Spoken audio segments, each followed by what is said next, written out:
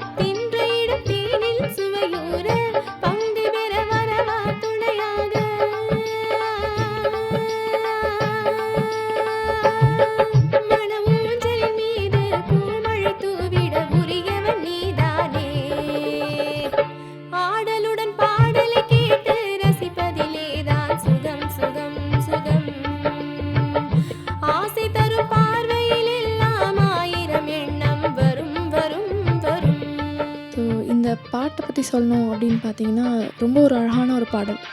அந்த காலத்துலேயே அவர் அவ்வளோ ஒரு எக்ஸ்பெரிமெண்டேஷன்ஸ் பண்ணியிருக்காரு.